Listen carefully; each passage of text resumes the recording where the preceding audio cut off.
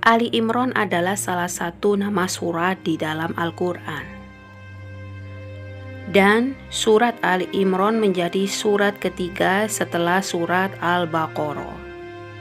Surat Ali Imran memiliki 200 ayat. Keutamaan membaca surat Ali Imran ini memiliki banyak sekali manfaatnya.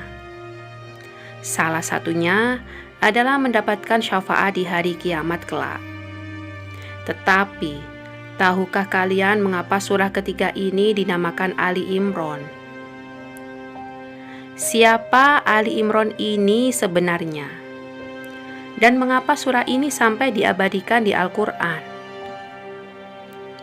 Wahai sahabatku seiman yang dimuliakan oleh Allah, kali ini kita akan membahas tuntas tentang keluarga Imran yang sebenarnya. Dan inilah kisahnya.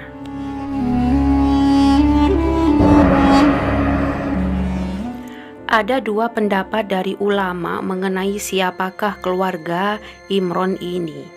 Pendapat pertama mengatakan keluarga Imran ini adalah keluarganya Nabi Musa, karena Musa bin Imran. Imran ini bapak dari Nabi Musa alaihi salam. Sementara pendapat yang kedua mengatakan bahwa yang dimaksud dengan Ali Imran ini adalah bapak dari Maryam. Isa ibnu Maryam binti Imran, kakeknya Nabi Isa atau bapaknya Maryam. Pendapat yang lebih kuat adalah pendapat yang kedua, bahwasanya yang dimaksud dengan Ali Imran adalah keluarga dari Nabi Isa ibnu Maryam. Karena melihat dari silsilah urutan di Al-Quran, setelah Allah bercerita tentang keluarga Imran, kemudian Allah lanjutkan cerita mengenai Maryam dan Isa. Sekarang kita akan bahas tuntas Ali Imran ini dengan sudut pandang keluarga Nabi Isa. Kisah ini terdapat di dalam Al-Quran surah ketiga. Karena beberapa makna isi dari Al-Quran bercerita tentang kisah dan sejarah yang diceritakan di Al-Quran. Al-Quran adalah sejarah yang paling hakiki. Karena Al-Quran bersumber dari sang pemilik sejarah, yaitu Allah. Bahkan ada beberapa sejarah yang tidak mampu dituliskan oleh manusia. Namun, di Al-Quran ini sudah terbukti nyata. Bahkan siapa yang sanggup menulis sejarah dari penciptaan mulai dari Nabi Adam hingga saat ini, jika bukan Allah? Imran adalah orang soleh di kalangan Bani Israel. Namun, Imran ini bukan nabi, melainkan hanya orang yang bertauhid kepada Allah. Imran memiliki seorang istri bernama Hana. Hana ini punya bapak bernama Fakuza. Hana ini punya saudara perempuan yang menjadi istri Nabi Zakaria. Nabi Zakaria ini adalah nabi yang ketika itu dikenal sebagai ahli ilmu yang bertempat tinggal di suatu tempat ibadah. Dan hidupnya difokuskan untuk mengabdi kepada Allah Subhanahu wa Ta'ala. Suatu ketika Hana sedang berteduh di bawah sebuah pohon. Ia melihat ada induk burung yang sedang memberi makan anaknya. Dari sinilah timbul dari Hana ingin punya keturunan. Kemudian Hana berdoa kepada Allah untuk diberikan sebuah keturunan. Saat itu Hana usianya sudah tak muda lagi dan sudah tidak mungkin lagi untuk punya anak. Namun semua itu atas izin Allah. Setelah Hana selesai berdoa, kemudian Allah langsung mengabulkan doa Hana tersebut. Pada akhirnya Hana pun langsung haid. Dan setelah masa haid, atas izin Allah Hana hamil. Ketika dalam masa kehamilannya, Hana berdoa kepada Allah, Ya Rob, aku bernazar kepadamu, apa yang ada di dalam perutku ini akan menjadi seorang laki-laki atau pelayan di Baitul Maqdis. Yang dimaksudkan dengan pelayan adalah seorang pengurus atau alim ulama Baitul Maqdis. Jadi sebelum anaknya dilahirkan, Hana sudah mempunyai niatan ingin menyerahkan anak tersebut untuk fokus dan meninggalkan segala sesuatu yang berbau dunia. Dan Hana ingin selalu senantiasa hanya beribadah kepada Allah. Bagi Hana inilah ungkapan rasa syukur karena ia bisa mengandung dan akan segera mempunyai anak. Waktu sudah berjalan, kemudian lahirlah anak Hana. Tetapi anak yang dilahirkan Hana ini berjenis kelamin perempuan. Dan Allah sudah menakdirkan sebelum anak ini lahir. Kemudian suami Hana yang bernama Imron ini meninggal dunia. Ketika bayi ini lahir, seketika itu bayi Hana ini menjadi yatim. Lalu setelah Hana mengetahui bayinya ini perempuan, ia berdoa kepada Allah, "Ya Rob, aku melahirkan anak perempuan, dan Engkau lebih tahu bahwasanya anak laki-laki tidak sama dengan anak perempuan." Artinya di sini bukan berarti Hana tidak bersyukur bahwa ia telah mendapatkan anak perempuan. Tetapi untuk menjadi seorang pengabdi di Baitul Maqdis, alangkah baiknya jika anak Hana ini adalah seorang laki-laki. Lalu seketika itu Allah pun menjawab doa Hana. Kelak anak perempuan Hana ini akan berbeda dengan anak perempuan yang lainnya. Karena ia spesial dan berbeda. Karena hanya Allah yang lebih tahu apa yang kalian tidak ketahui. Kemudian Hana berdoa lagi kepada Allah. Aku ingin menamakan anak ini dengan nama Maryam, dan aku meminta kepadamu, ya Rob, untuk melindungi putriku ini, Maryam, dan anak dari putriku kelak, dari godaan syaitan yang terkutuk. Karena doa inilah Maryam kecil ketika dilahirkan oleh Hana tidak menangis. Begitu juga dengan anak Maryam nanti, Isa. Mereka berdua akan selalu dilindungi oleh Allah Subhanahu wa Ta'ala. Seperti yang kita ketahui bahwa jika ada bayi yang lahir selalu menangis. Hal ini tidak terjadi pada Maryam kecil dan anaknya Maryam, yaitu Isa alaihi salam kala itu. Keduanya tidak menangis ketika dilahirkan. Bahkan anaknya Maryam, yaitu Isa alaihi salam, selalu diselamatkan dan dilindungi oleh Allah. Ketika akan disalib kelak, ia akan diselamatkan Allah hingga digantikan oleh orang lain. Ketika ia diturunkan lagi ke bumi, Isa alaihi salam dibangkitkan dalam keadaan yang sangat baik, dengan tujuan yang mulia. Ketika Maryam lahir, disebutkan bahwa ayahnya telah meninggal dunia, dan ketika itu orang-orang alim di Baitul Maqdis berebut untuk merawat Maryam, karena mereka sangat menghormati Imron. Menurut mereka, Imron adalah orang yang paling soleh dan ulama yang besar kala itu. Menjadi suatu kehormatan besar bagi mereka jika bisa merawat putri dari Imron ini, yaitu Maryam. Di antara orang yang berebut untuk merawat Maryam, salah satunya adalah Nabi Zakaria. Diriwayatkan bahwa Nabi Zakaria adalah paman dari Maryam sendiri. Ketika itu orang-orang berebut, maka diadakanlah semacam undian untuk menentukan siapa orang yang akan merawat dan menjaga Maryam. Dan Allah takdirkan nama Zakarialah yang keluar dari hasil undian tersebut. Akhirnya Nabi Zakaria yang bertugas merawat Maryam hingga besar. Kemudian Nabi Zakaria membuatkan sebuah mihrab khusus di Baitul Maqdis untuk Maryam. Mihrab di sini dimaksudkan khusus untuk beribadah. Bangunannya dibuat agak tinggi, sehingga jika ingin masuk ke dalam mihrab Maryam ini harus menaiki beberapa anak tangga. Jadi semacam tempat ibadah dan sekaligus menjadi tempat tinggalnya Maryam. Kesehariannya Maryam selalu berada di dalam mihrabnya. Oleh sebab itu, ia selalu menjaga auratnya dari siapapun yang hendak melihatnya. Maka tak ada satupun orang yang bisa bertemu dengan Maryam saat itu, kecuali Nabi Zakaria.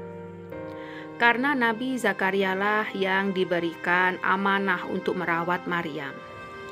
Setiap hari Nabi Zakaria mengantarkan makanan untuk Maryam di mihrabnya. Tapi setiap kali Nabi Zakaria ini ingin meletakkan makanan yang ingin diantarkan kepada Maryam, selalu ada makanan, padahal Nabi Zakaria belum menaruh makanan apapun sedikit pun. Nabi Zakaria pun heran karena tak ada seseorang pun kecuali dia yang bisa masuk ke dalam mihrabnya Maryam. Lantas Zakaria pun bertanya kepada Maryam. Ketika itu Nabi Zakaria berkata, "Wahai Maryam, siapa orang yang selalu meletakkan makanan ini selain aku?" Maka Maryam pun menjawab bahwa Allah lah yang memberikan makanan itu, jadi makananku untuk aku nikmati setiap hari. Sahabat Jazirah Rasul yang dimuliakan oleh Allah. Ini adalah salah satu karomah yang dimiliki oleh Maryam, tak lain ibunda Isa alaihi salam. Setiap kali Maryam meminta dan berdoa kepada Allah, maka Allah langsung memberikan sebuah makanan. Karena Allah ingin memuliakan Maryam dan makanan yang ada di wadahnya. Ketika itu saat musim panas, di wadah makanan Maryam ini ada buah-buahan dari musim dingin. Dan sebaliknya, ketika tidak sedang dalam masa panen pada buah-buahan tertentu, tetapi di wadah makanan Maryam, ini justru ada buah-buahan tersebut. Sedangkan dicarinya saja sangat sulit, dikarenakan tidak sedang dalam masa berbuah. Jadi begitulah Allah menunjukkan kekuasaan dan kasih sayangnya kepada hambanya. Seiring berjalannya waktu, Maryam tumbuh menjadi dewasa.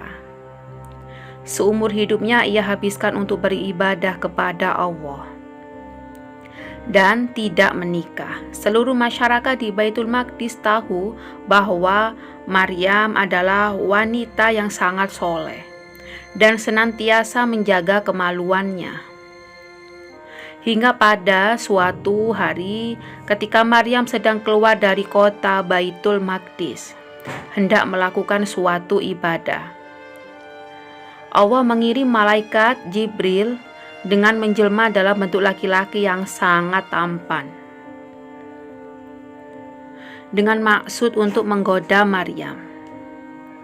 Di suatu tempat yang sangat sepi, bahkan bila Maryam melakukan perzinahan dengan seseorang laki-laki, maka tak ada seorang pun yang melihatnya. Namun karena kesalehan dan sifat takutnya kepada Allah, Maryam berkata kepada laki-laki ini, "Aku berlindung kepada Allah dari gangguan syaitan. Hendaknya kau bertakwa dan takutlah kepada Allah Subhanahu wa ta'ala." Namun sesungguhnya laki-laki tampan itu adalah Jibril yang diutus oleh Allah. Malaikat Jibril pun berkata kepada Maryam, "Sesungguhnya aku adalah utusan Allah yang akan mengabarkan bahwasanya kamu sebentar lagi akan memiliki anak. Jika dipikir secara logika, bagaimana bisa ada seseorang wanita yang tidak menikah dan senantiasa menjaga kesuciannya bisa mempunyai anak? Namun, apa saja bisa terjadi atas izin Allah Subhanahu wa Ta'ala. Dan akhirnya Maryam pun hamil. Tentunya ini adalah ujian yang sangat berat untuk wanita soleha yang selalu menjaga pandangan dan kesuciannya terhadap laki-laki. Bayangkan saja, Maryam ini adalah wanita soleha, anak dari imam besarnya Baitul Maqdis. Lama tak ada kabar, tiba-tiba muncul dalam keadaan hamil. Dan Maryam bingung bagaimana ia menjelaskan kepada orang-orang di Baitul Maqdis nanti. Suatu ketika Maryam pun pergi menjauh dari orang-orang karena masih tak tahu harus berkata apa tentang kejadian ini.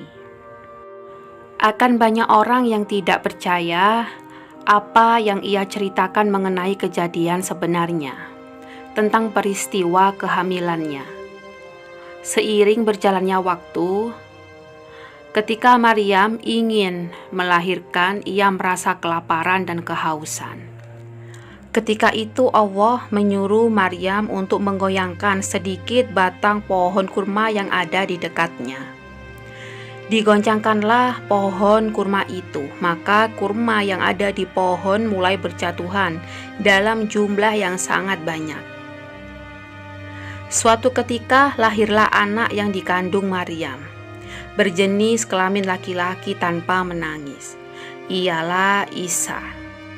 Karena doa dari Hana, ibunya Maryam terdahulu, akhirnya Allah menyuruh Maryam datang ke kaumnya. Maka Maryam pun pulang ke Baitul Maqdis sambil menggendong anaknya. Dan Allah perintahkan, jika ada seseorang yang bertanya kepadamu tentang anak ini, maka diamlah. Di sepanjang jalan menuju Baitul Maqdis, Maryam ini dicerca banyak pertanyaan dengan orang-orang yang tak sengaja bertemu dengannya.